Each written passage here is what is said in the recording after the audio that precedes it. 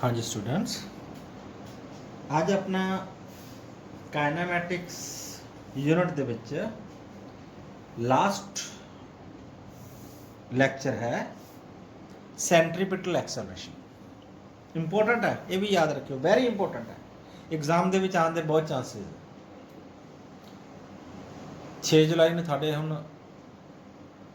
ਬਾਈ monthly exam ਵੀ ਸ਼ੁਰੂ ਹੋ ਰਹੇ ਨੇ, ਤੁਹਾਨੂੰ ਡੇਟ ਸ਼ੀਟ ਮਿਲ ਗਈ ਹੋਣੀ ਹੈ, तो ध्यान ਦਿਓ।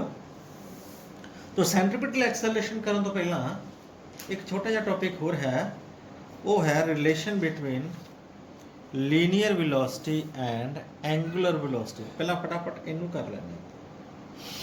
लीनियर वेलोसिटी सिंपल वेलोसिटी जिहड़ी आपां पढ़ के आए हैं, एंगुलर वेलोसिटी जिहड़ी हुण पढ़ी है एंगुलर डिसप्लेसमेंट पर सैकेंड ओमेगा नाल डिनोट करते हैं। इन्हां दा आपसी की रिलेशन है? देखो बच्चों, मैं थोड़े सामने एक सर्कल दिखाया, बॉडी सर्कल च मूव कर रही है। पी पॉइंट ते बॉडी की वेलोसिटी है v1, क्यू पॉइंट ते डेल्टा थीटा डिसप्लेसमेंट होगी, OP बॉडी की रेडियस सीगा r, डेल्टा r क्या हो गया डिसप्लेसमेंट, एंड OQ वैक्टर जड़ा है वो पोजीशन वैक्टर नवा आ गया r plus delta. No doubt R vector का जोड़ा मैगनीट्यूड है कितने बराबर होएगा, R vector plus delta R vector दे मैगनीट्यूड। इन्हां दे मैगनीट्यूड दे विच कोई चेंजेस नहीं आई क्योंकि बॉडी सर्कल च मूव करता है। आह आर वैक्टर से क्योंकि इधरले पासे डायरैक्शन बदल गई, इसलिए मैं उसनूं R plus delta R vector नाम देता। हुण वेलोसिटी जिहड़ी लीनियर वेलोसिटी पढ़ी आपां, हाँ जी बच्चों, लीनियर वेलोसिटी का फार्मूला है वी ना डिनोट करते हैं rate of change of linear displacement upon time taken. ठीक है ना जी, यह लीनियर वेलोसिटी है, पूरे काइनेमैटिक्स के विच आपां यही पढ़ी है। ओके, तो जो डेल्टा एल इत्थों पता करना होवे v इंटू डेल्टा टी आ इहदे नाल जाके गुणा हो जाएगा। गिव दिस इक्वेशन नंबर 1 ना। हुण एंगुलर वेलोसिटी कल वाले टॉपिक्स तुहानूं पढ़ी होनी है। एंगुलर वेलोसिटी जदों बॉडी लीनियर डिसप्लेसमेंट नहीं हुंदी, एंगुलर डिसप्लेसमेंट हुंदी, उदों एंगुलर वेलोसिटी हुंदी ओमेगा। वो formula rate of change of angular displacement पर सैकेंड। इत्थों डेल्टा थीटा कैलकुलेट कर सकते हैं, omega into delta T. Give this equation number 2, omega ना डेल्टा टी गुना करता। बॉडी बच्चों सर्कुलर मोशन च मूव कर रही है, सर्कुलर मोशन च मूव कर रही है तो डिसप्लेसमेंट तो हो ही रहा, लीनियर डिसप्लेसमेंट तो हो ही गया, बॉडी पी तो क्या हो गई, ये डेल्टा एल लिख सकते हैं। लेकिन बॉडी सर्कल च मूव कर रही है तो एंगुलर डिसप्लेसमेंट भी आ रहा है, तो दोनों वेलोसिटीज है लीनियर एंड एंगुलर, इन्हां दा आपसी रिलेशन क्या वो करना चाह रहे हैं। हाँ जी, एंगल की डेफिनेशन बच्चों थानू मैं कल भी दसी सी, अज भी दस रहा। एंगल की डेफिनेशन होंदी है आर्क अपॉन रेडियस। कोण थीटा जोड़ा है आर्क अपॉन रेडियस, तो ये एंगल आप कैलकुलेट कर सकते हैं। Delta theta is equal to arc, इतों लैके इत्थे तक की लंबाई मैं डेल्टा एल लिखी है, डेल्टा एल अपॉन आर। तो वैल्यूज पुट करनी है बच्चों। क्वेश्चन नंबर 2 की कहता डेल्टा थीटा की वैल्यू ओमेगा डेल्टा टी, तो इतने ओमेगा डेल्टा टी की वैल्यू पुट कर दें। इक्वेशन नंबर 1 क्या कहता डेल्टा एल की वैल्यू इतने पुट कर दें, V delta T upon R. Delta T ने डेल्टा टी कटिया गया, ओमेगा की वैल्यू आ गई वी अपॉन आर, तो या वी की वैल्यू आ जाएगी ओमेगा इंटू आर। ये रिलेशन आ गया, बड़ा सौखा जा छोटा जा रिलेशन है एंगुलर वेलोसिटी ते रेडियस का, लीनियर वेलोसिटी का। क्योंकि वेलोसिटी वेक्टर क्वांटिटी है तो डायरेक्शन ऑफ वी क्या हो जाएगा, to find the direction of V in vector notation, V vector मैं लिख सकता omega vector cross R vector. याद रखियो वेलोसिटी दी ते एंगुलर वेलोसिटी का रिलेशन है, क्रॉस प्रोडक्ट होंदा एंगुलर वेलोसिटी इंटू आर बराबर है वी वैक्टर। हुण तुहाडे सामने वी वैक्टर की डायरेक्शन आ दिखाई भी है, आर वैक्टर की डायरेक्शन आ दिखाई भी है, तो ओमेगा की थानू मैं कल याद कराओ, थानू क्या सी ओमेगा इस डायरैक्शन में होएगा, जिधर नूं एंगल थीटा की डायरैक्शन है ना, anti clockwise direction right hand thumb rule लेना, ओमेगा की डायरैक्शन आ जाएगी। टू फाइंड, मैं दोबारा लिख रहा to find direction of omega angular velocity केड़ा रूल यूज करना, राइट हैंड थंब रूल असी यूज करना, right hand thumb rule. P क्रॉस Q अंगूठा उत्ते नूं है, इसका मतलब ओमेगा की डायरेक्शन उत्ते नूं होएगी, उल्टे मैं टेढ़ा दिखाता, एक्चुअली डायरेक्शन उत्ते नूं है। हुण ओमेगा क्रॉस R भी ये भी रूल आप राइट हैंड थंब रूल नहीं पता करते हुंदे आ, इत्थे भी राइट हैंड थंब रूल ला के V की डायरेक्शन फाइंड आउट कर सकते हैं। राइट हैंड थंब रूल लगाने वास्ते V की डायरेक्शन, बच्चों ओमेगा ओमेगा की डायरेक्शन किधर नूं, उपर नूं है ना, देखो ओमेगा उत्ते नूं दिखाया, R इधर नूं है, ओमेगा क्रॉस R ते अंगूठा की शो करेगा V की डायरेक्शन, V इधर नूं आ रहा, ओमेगा उत्ते नूं है, उंगला मोड़ रहा किधर नूं, जिधर नूं R है, R इधर नूं है, ते अंगूठा की शो करेगा वेलोसिटी V की direction, V is equal to omega cross R। ठीक है जी। एक होर है angular acceleration, angular acceleration, angular acceleration बच्चों ਅਸੀਂ अल्फा नॉट डिनोट करते हैं, तो it is defined as rate of change of angular velocity with time, time rate of change of angular velocity. जिवें लीनियर एक्सेलरेशन सी delta V upon delta T, time rate of change of linear velocity with time linear acceleration आ जाएगा, उसी तरह time rate of change of angular velocity with time साडे कोल angular velocity आ जाएगा। If we take limit delta T tending 0 तो एक ही हो जाएगा derivative D omega upon D T.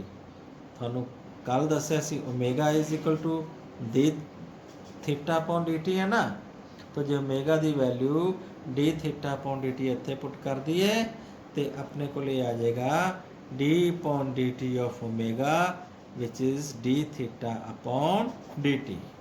ਇਹਦਾ मतलब थीटा का सिंगल डेरीवेटिव जोड़ा है वो एंगुलर वेलोसिटी हो जाता है, तो जो ਉਹਦਾ डबल डेरीवेटिव ले लिए वो की हो जाएगा एंगुलर एक्सेलरेशन।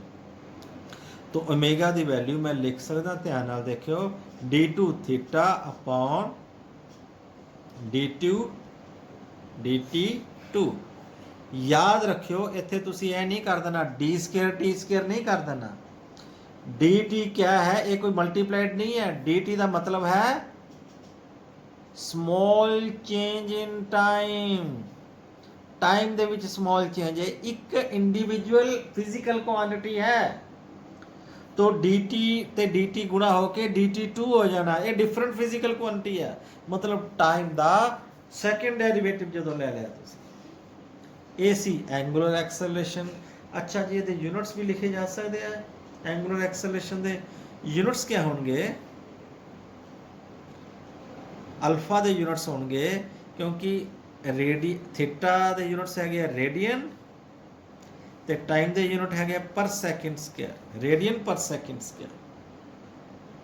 एंगुलर वेलोसिटी के विच omega omega is equal to D theta upon T सी ना, तो ये यूनिट्स क्या होंगे, ओमेगा के यूनिट्स एंगल के यूनिट्स हो गए रेडियन, तो टाइम के पर सैकेंड। रेडियन पर सैकेंड है एंगुलर वेलोसिटी के यूनिट्स, तो एंगुलर एक्सेलरेशन के यूनिट्स होंगे रेडियन पर सैकेंड स्क्वायर। तो नैक्सट जी डेरीवेशन है जिसे बहुत इंपॉर्टेंट है वो है सेंट्रीपिटल एक्सेलरेशन। तो याद रखियो this is very very important derivation. तो मैं कहना कि चाहना, when a body is moving in a uniform circular motion, जदों बॉडी यूनिफॉर्म सर्कुलर मोशन दे विच मूव करती है तो it is a case of accelerated motion. ये कादा केस है, एक्सेलरेटेड मोशन का। क्यों? आ थानू मैं दिखाया एक बॉडी सर्कल च मूव कर रही है, एक पॉइंट ते पी पॉइंट ते बॉडी की वेलोसिटी है v1, क्यू पॉइंट ते वेलोसिटी का मैगनीट्यूड नहीं चेंज होया, v1 vector is equal to v2 vector का magnitude is equal to v3 vector का magnitude is equal to v4 vector का magnitude. Minus v1 v2 v3 v4 ये सारे magnitude बराबर है। मीनस जो बॉडी सर्कल च मूव कर रही है तो सारे दे सारे सेम 10 मीटर पर सेकेंड की स्पीड नाल सपोज मूव कर रहे हैं, मैग्नीट्यूड नहीं चेंज हो रहा, बट वेलोसिटी की है, वैक्टर क्वांटिटी है। तो वैक्टर क्वांटिटी होने दे करके यदि डायरेक्शन तो चेंज हो रही है, इत्थे इधर नूं, इत्थे इधर नूं, इत्थे इधर नूं, इत्थे इधर नूं। तो जे डायरेक्शन चेंज हो रही है तो असीं कह सकते हैं this is the case of changing velocity. एक आधा केस है चेंजिंग वेलोसिटी। तो when there is a case of change of velocity, तो there must be an acceleration, that acceleration is called centripetal acceleration. तो इसनूं सेंट्रीपिटल एक्सेलरेशन क्यों कहा जाता है? क्योंकि it is always directed towards the centre, ये हमेशा सेंटर वाल एक्ट होंदी है। ਇਹਦਾ दूजा नाम है रेडियल एक्सेलरेशन। रेडियल एक्सेलरेशन क्यों कहा जाता है? Because it is always directed along the radius, ये अलोंग द रेडियस है। इसनूं ए पैर च आर ना भी लिखा जा सकता। तो आओ इसकी डेरिवेशन करते हैं। एक सिंपल जा एक्सप्रेशन है, that is expression for centripetal acceleration.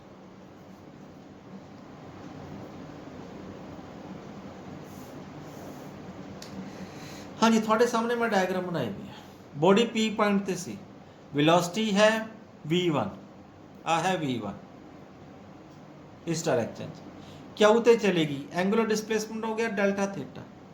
हुण वेलोसिटी होगी v2। बेशक v1 दा मैग्नीट्यूड v2 दे मैग्नीट्यूड दे बराबर है, इहदे च कोई चेंजेस नहीं है, सिर्फ डायरेक्शन च चेंज है। तो डेल्टा थीटा क्या आ गया? इहदा एंगुलर डिस्प्लेसमेंट। ओपी है रेडियस r1, ओक्यू हुण हो गया नवा रेडियस r2। बेशक r1 वैक्टर का मैग्नीट्यूड बराबर होएगा r2 वैक्टर के मैग्नीट्यूड, क्योंकि इस केस दे विच भी रेडियस दे विच बच्चों कोई चेंजेस नहीं हुई है।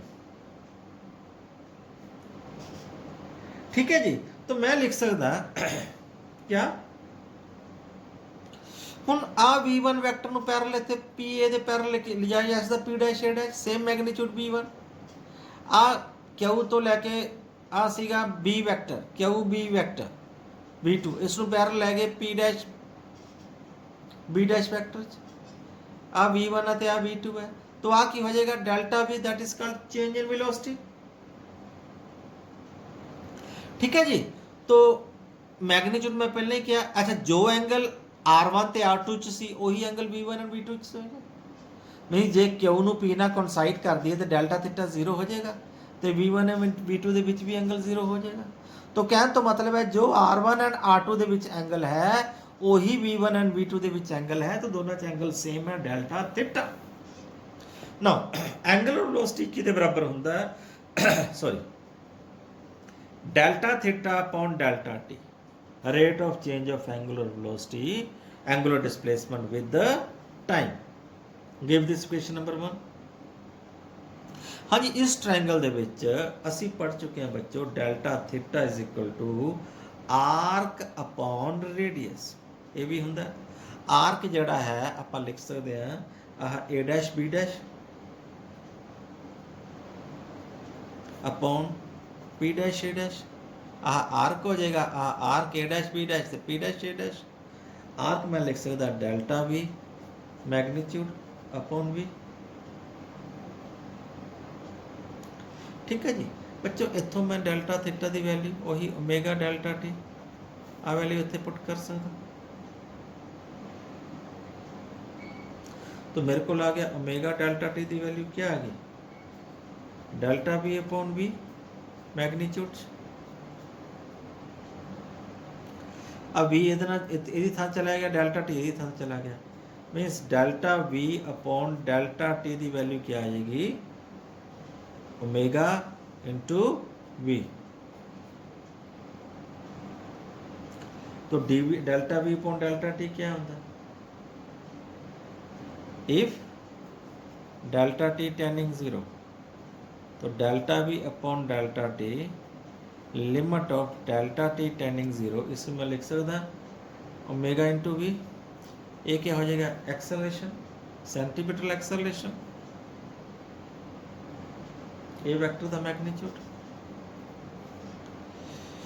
v is equal to omega into R हुणे करके हटे हैं v is equal to omega into R right now v is equal to omega into R magnitude v की वैल्यू ओमेगा इंटू आर इतने पुट कर देने minus omega square into R आ जाएगा।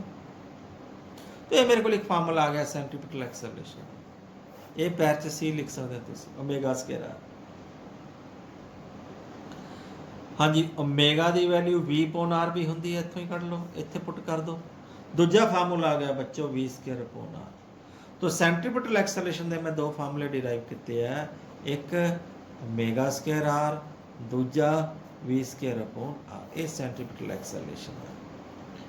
तो यदी डायरैक्शन हमेशा ही टुवर्ड्स सेंटर होंगी है इसलिए इसनों सेंट्रीपिटल एक्सेलरेशन कहा जाता है। ओके याद रह जूगी ये गल। हाँ जी एक लास्ट टॉपिक जाते जाते एक होर कर दीजिए लास्ट ये रह गया कि tangential acceleration and centripetal acceleration topic का नाम है दैट इज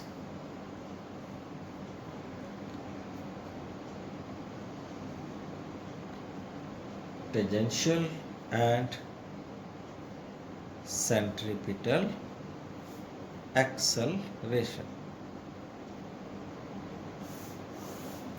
बच्चों जोड़ा आप पहला पिछे केस किया एक बॉडी सर्कल च मूव कर रही सी और सर्कल की सी यूनीफॉर्म सर्कुलर मोशन मीनस वो वेलोसिटी जड़ी है मैग्नीट्यूड वेलोसिटी कॉन्सटेंट सी लेकिन ये मैं हुण की केस कर रहा ये यूनीफॉर्म सर्कुलर मोशन नहीं है एक कड़ा केस है non uniform circular motion non uniform circular motion मीनस एक बॉडी सर्कल च मूव कर रही है वो करके सेंट्रीपिटल एक्सेलरेशन भी होएगी दूजी वेलोसिटी भी इनक्रीज कर रही वेलोसिटी इनक्रीज होने करके ये टेंजेंशियल एक्सेलरेशन भी होएगी। आओ ये डेरिवेशन करते हैं वेलोसिटी इन वैक्टर फॉर्म असी पढ़िया omega vector cross R vector तो असी डिफरेंशिएट करते हैं differentiating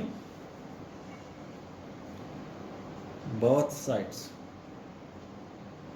with respect to t ਦੇ ਨਾਲ ਦੋਨੋਂ ਪਾਸੇ ਡੈਰੀਵੇਟਿਵ ਲੈਣਾ dv upon dt d upon dt of omega vector cross r vector थानू याद करा दा प्रोडक्ट रूल लगेगा इत्थे एक नू डेरिवेशन करांगे दूजे नू छड्डांगे। सब तो पहला ओमेगा का डेरिवेटिव करते हैं D omega upon D T into R vector cross R vector याद रखियो क्रॉस तो बाद आर वैक्टर छड्डना इनू मूरे नहीं लिख देना क्यों जो अगे है वो अगे लिखना जो पिछे है पिछे लिखना दैन प्लस इत्थे ओमेगा वैक्टर छड्ड दांगे cross D R upon D T